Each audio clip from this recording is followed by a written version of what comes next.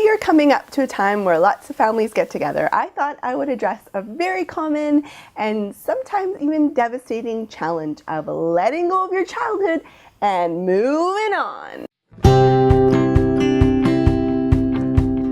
I would say that probably one of the most profound moments of crossing over from your childhood to your adulthood happens when you get married. Although you might not realize it at the time, this is a really critical aspect of fully committing to your husband or wife and allowing the room to establish new routines, new values, etc., etc., etc. I personally know of some couples who still had their little baby umbilical cord firmly attached to their parents, which caused so much conflict, disunity, and in some cases the eventual destruction of their marriage. Alright, enough with the dramatics, but seriously, this is a big issue. In my own marriage, this was particularly acutely felt because we were literally moving from our parents' house into our own house. Because of our pretty ridiculous young age, we were still relying heavily on financial and emotional support from our parents. So the process of growing up and leaving behind those attachments was pretty hard and painful sometimes, but we did it. Or maybe not. Maybe we're still attached to our parents. Actually, I think I am. Where's my mommy? I need my mommy! I still find it pretty fascinating that just being in our parents' presence can change us into a different being. A person who is really responsible will forget to do the dishes. A very secure person can melt into a pile of insecurity. And someone who is loving and compassionate can suddenly start telling really mean jokes. What's up with this? Sometimes you can't even recognize your spouse because they've changed so much and fallen back into childhood patterns, and you can feel betrayed and left behind when you're amongst that family. But little by little, my husband and I were able to forge our own independence from our parents, which took a lot of, when we're with your parents, please don't do this because it makes me feel like this. It also took a lot of personal growth and reflection and even some help from some really talented professionals. Ingrained behavior takes a lot of time to change, and it takes a little bit of patience. I mean, we've been married for 14 years and we're still working on this challenge. But it's really important to recognize if this is an issue for you guys and it's causing some tension in your marriage, it can be and should be worked on. So how does this transition happen? How do we turn from children dependent on our parents, seeking their support and approval, to adults who can rely on ourselves and to attach firmly to our other spouse? So I went and had a peek at my trusty marriage library, which I really want to grow, by the way. So if you have any great recommendations of marriage books, I'd love to hear them. You can post them in the comments or contact me on Facebook or whatever.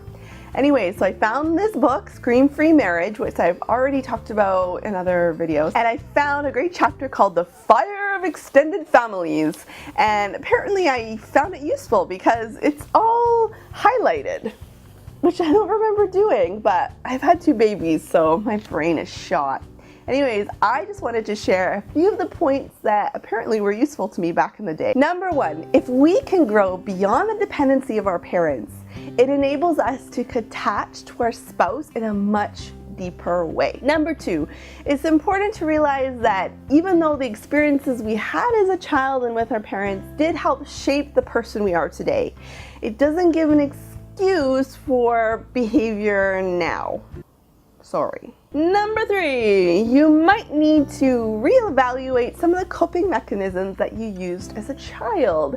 For example, pouting or defensiveness. I didn't say it that way. What? What are you talking about? Number 4, learn to lean on yourself.